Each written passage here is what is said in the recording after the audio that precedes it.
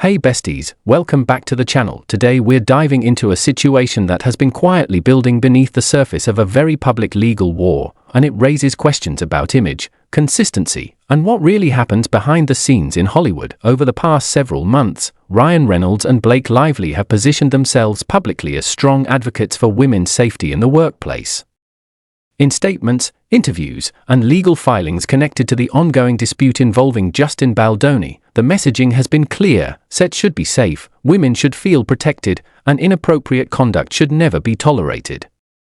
That's the standard they've said they stand for. But as this lawsuit unfolded and stories from past productions began resurfacing, some older accounts started circulating again, including commentary from actor Matthew Lawrence, who previously spoke about working with Ryan Reynolds in the late 1990s. On a podcast appearance with his brothers, Matthew described his experience on a film set with Reynolds as difficult. He claimed Reynolds was not pleasant to work with, that he allegedly attempted to take creative control beyond his role, and that there were tensions during production. According to Matthew's account, Reynolds was doing what he described as an exaggerated Jim Carrey-style performance when the production allegedly wanted something different. He also suggested there were demands being made and that the atmosphere wasn't easy. Now, to be clear, that was Matthew Lawrence's perspective. It's one person's account from decades ago. But it resurfaced in the middle of a much larger conversation about behavior on set, and that timing is what caught people's attention, because when legal battles start exposing private communications and behind-the-scenes dynamics, audiences begin re-examining everything.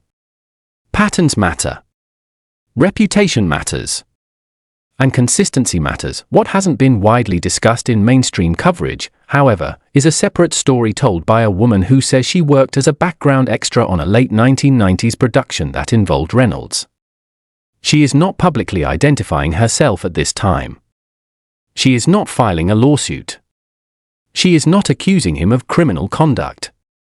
And she specifically stated that she is not claiming sexual harassment in a legal sense. What she describes instead is something she now views, in hindsight, as uncomfortable and ethically questionable. According to her account, she was hired as a background performer, what many call an extra. In the film industry, background actors typically do not need union membership if they don't have speaking lines. But if you speak on camera, even briefly, you may qualify for a SAG voucher, which can eventually lead to union membership. She says that when she arrived on set for what was supposed to be a simple background role, walking through a hallway with no lines, the director approached her and told her she would instead be participating in a scene with the lead actor. She claims she was told that if she did this scene, she would receive a SAG card, and according to her version of events, the condition was that she would need to spend the day filming a kissing scene with Reynolds. Again, this is her account. She says she agreed. From her perspective at the time, she was an aspiring actress trying to build a career. A SAG card is extremely valuable in the industry. It opens doors. It allows access to union productions. It significantly impacts earning potential. She described it as something many performers struggle for years to obtain. In her view, being offered union access in exchange for participating in a romantic scene felt like an opportunity she couldn't turn down. Even if she now questions the circumstances, she claims there was little to no choreography discussed in advance. No intimacy coordinator, though this was the late 1990s, before those roles were standard practice. She says there wasn't a structured conversation about boundaries, angles, physical contact, or comfort levels. According to her, the direction was minimal and the scene was largely improvised. She describes the kissing as more intense than what she would have expected for a brief background moment. She says multiple takes were filmed throughout the day, in outdoor conditions, to the point that she recalls getting sunburned. She says the only specific instruction she remembers was that when he pulled her back in for a final kiss, she should turn his head and continue. She also claims she was given a trailer for the day and that Reynolds walked her to her car afterward, thanked her, and congratulated her on receiving her SAG card. She says he allegedly told her that the kiss had an effect on him, which she says made her uncomfortable in hindsight, though at the time she interpreted it as flirting. She journaled about the day, and she says those journal entries still exist. She describes reading them back recently as the lawsuit between Lively and Baldoni escalated, and that is what prompted her to speak privately about her experience. Her central frustration isn't that she participated in a kissing scene. Actors do romantic scenes. That's part of the profession. Her issue, she says, is about process, power dynamics, and how things were handled. She argues that if a featured extra role involving physical contact had been properly cast, there should have been an audition, credit, and structured planning. She did not audition. She did not receive a credit. She says she was given 2 brief spoken words to qualify for the SAG voucher, words that were later cut from the final film. She questions whether trading a union card for physical performance created a power imbalance. She uses the phrase quid pro quo cautiously, acknowledging that Reynolds was not technically her employer in the corporate sense, but she still believes the exchange felt transactional. Importantly, she emphasizes that she is not accusing him of assault. She is not alleging coercion in a criminal sense. She says she consented. But she now questions whether it was appropriate for a production to operate that way at all. She also describes what she perceived as personal attention from Reynolds that day, conversations about his life, future plans, and projects. She says she later learned he was dating a co-star at the time and that this surprised her because he hadn't mentioned it during their conversations. Again, this is her interpretation of events from over 20 years ago. Her decision to speak now, she says, is tied to what she views as hypocrisy in the current legal narrative. In the ongoing dispute, Lively has alleged that Baldoni behaved in ways she found inappropriate during intimate scenes. Reynolds has publicly defended his wife and positioned himself as someone who always protects women on set. The extra says that when she reads statements about protecting women and ensuring safety, she reflects on her own experience and wonders whether the standards being advocated today would have been applied back then. That's the tension at the center of this story, image versus memory. Hollywood in the 1990s operated very differently from Hollywood today. Intimacy coordinators were not standard. Formal consent protocols were less structured. Power dynamics were often unexamined. What might raise red flags now may not have been questioned then. That context matters, but so does growth. People change. Industries evolve. The question isn't necessarily whether something happened, it's whether the behavior, if described accurately, aligns with the values being promoted today. She says she has discussed her experience with younger actors in acting classes and that many told her they would report such circumstances to their union today. She says that cultural shift is positive, and she hopes conversations like this reinforce clearer boundaries for future performers. At this point, Reynolds has not publicly addressed this specific account. If he were to respond, it's reasonable to assume he would state that all appropriate precautions were taken and that the performer was compensated and union qualified properly. And that's the thing about retrospective stories, 2 people can walk away from the same day with completely different interpretations. The broader issue here isn't just about one scene in one 1990s film. It's about power structures on set. It's about how opportunities are offered.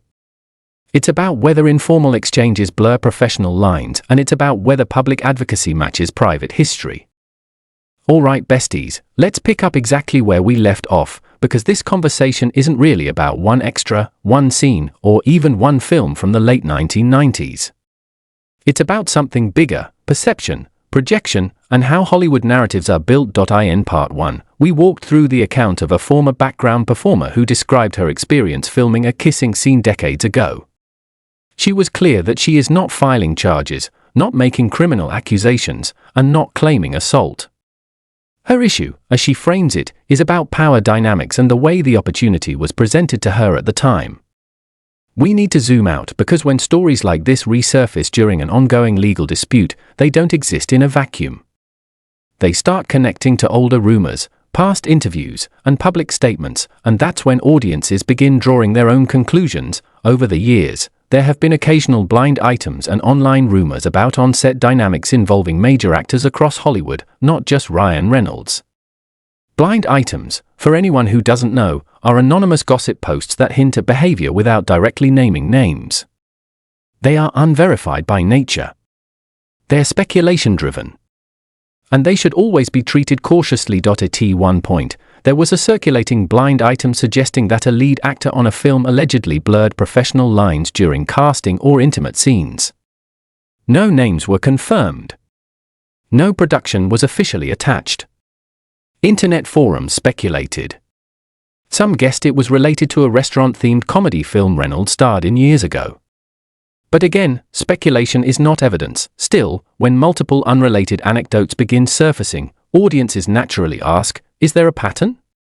Or is this simply the internet amplifying noise during a high-profile lawsuit? Another element people have pointed to is a late-night interview Reynolds gave years ago where he described filming an intimate scene with actress Olivia Wilde. In that interview, he joked about trying not to get physically aroused during filming and mentioned reflexively covering her after a scene. And now, context matters. Late-night interviews are often comedic. Actors exaggerate stories for laughs. Tone can be misread years later when pulled from original context. But when clips like that resurface during serious allegations involving entirely different people, they can take on new weight in the public's mind. The key distinction here is this: joking about awkward filming moments in an interview is not the same thing as misconduct. However, when public persona intersects with private allegations, audiences begin reassessing everything through a different lens, and that's where perception becomes powerful. The unnamed extra from Part 1 believes, and this is her interpretation, that there is hypocrisy in the current legal battle between Blake Lively and Justin Baldoni. Lively's lawsuit alleges inappropriate behavior and unwanted additions to intimate scenes. Reynolds has publicly supported her claims and framed himself as someone deeply committed to protecting women on set. The extra's perspective is that if her experience happened today under modern standards, with intimacy coordinators, written choreography, and formal consent protocols, it might have unfolded very differently. It's important to acknowledge how drastically industry standards have evolved. In the late 1990s, intimacy coordinators were virtually non-existent. Consent conversations were informal, if they happened at all. Power imbalances between leads and background actors were rarely scrutinized. Union processes were often opaque to newcomers. Today, by contrast, intimate scenes are choreographed like stunt sequences. Boundaries are discussed in advance. Actors sign specific riders outlining comfort levels.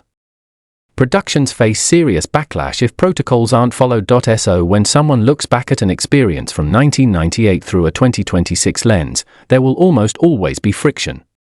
What was normalized then may feel inappropriate now, but that still leaves the public relations issue, because right now, Reynolds and Lively are positioned not just as actors, but as advocates. As people drawing moral lines in the sand, and when you take a strong moral stance publicly, your past becomes fair game for scrutiny. That doesn't automatically mean wrongdoing occurred. It does mean consistency will be examined. The extra's theory, again, her words, is that projection may be at play. She believes that sometimes people who are deeply aware of their own past gray areas can become hyper-focused on similar accusations directed at others. Psychologically speaking, projection is a real phenomenon. But diagnosing it publicly, especially involving real people, is speculative at best. There is no evidence that Reynolds is projecting anything. That interpretation belongs solely to the woman telling her story. What makes her account emotionally complex is that she describes feeling flattered at the time.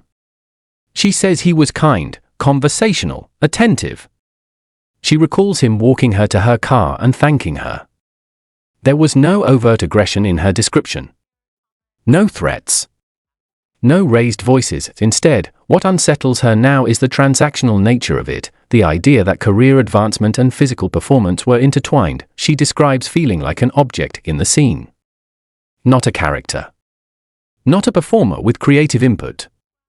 Just someone filling a visual role. And here's where we have to be careful. Film sets frequently require actors, including background actors, to portray romantic or sexualized roles. That alone does not equal exploitation. Context and consent determine everything. She consented at the time. She accepted the SAG voucher. She built her career. She is now in her 50s and still union affiliated. So what changed? The culture changed, the language changed, the awareness of power structures changed, and watching the current lawsuit unfold seems to have recontextualized her memory. Another layer that complicates this conversation is Reynolds' dating history. He has met romantic partners on film sets before, including Blake Lively. That in itself is not inappropriate. Many actors meet partners at work. Hollywood relationships often begin during productions, but critics argue that when personal relationships emerge from professional environments with power differentials, it can raise ethical questions, especially when one party holds more clout or influence. Again, no evidence suggests wrongdoing in those relationships. It's simply part of the larger discussion about workplace romance and industry hierarchies. The extra also claimed she later learned he had a girlfriend at the time of filming her scene. If accurate, that may speak to personal ethics, but not necessarily professional misconduct. We also have to address something else: memory. Human memory is not static. It evolves. It reshapes itself based on new information, new values, and emotional growth.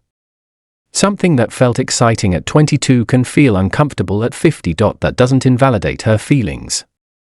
But it also doesn't automatically convert a consensual interaction into misconduct. This is why these conversations are so complicated. There is a spectrum between criminal behavior and perfectly professional behavior. In the gray middle are experiences shaped by power, ambition, ego, opportunity, and vulnerability. Hollywood runs on ambition. Extras want lines. Actors want roles. Leads want control. Directors want chemistry. Producers want box office results. Lines can blur, and when lawsuits explode publicly, every blurred line becomes headline material. The extra says she is not seeking money, not seeking attention, not seeking retaliation. She simply wanted her story to exist in contrast to what she views as a carefully curated public image. That doesn't make her right. It doesn't make Reynolds wrong. It simply adds another voice to a growing narrative. If Reynolds were to respond, he would likely emphasize that standards were different at the time, that the performer was compensated and union qualified, and that no boundaries were knowingly crossed, and that may very well be his truth. At the center of all of this is one uncomfortable reality: Hollywood has historically operated in ways that today's audiences would not accept. Many actors, male and female, likely participated in dynamics that would now require more structure. The real question is not whether the 1990s were messy. They were. The question is whether those who advocate for change today are acknowledging their own evolution honestly. Can someone grow? Can someone have participated in a loosely regulated environment decades ago and still genuinely believe in stronger protections now? Absolutely, growth is possible, but transparency is what determines credibility right now. The legal battle between Blake Lively and Justin Baldoni is still unfolding. Court filings, text messages, and testimonies will continue shaping public opinion. Until verified findings emerge, everything remains allegation and counter-allegation, and this additional story, from a woman choosing anonymity, adds emotional complexity, but not legal proof. For viewers, the takeaway isn't to rush to judgment. It's to observe how power works, how narratives form, how public image and private memory collide, because in Hollywood, perception is currency, and when that currency is challenged, the ripple effects can be enormous. So I'll leave you with this: do past industry norms excuse uncomfortable experiences? Does advocacy require a spotless history? And how should audiences weigh decades-old anecdotes against present-day public stances? Those are the questions worth debating. As always, keep the discussion respectful in the comments. Allegations are not verdicts. Opinions are not facts. And growth, if real, deserves space. That's it for this deep dive. I'll see you in the next one.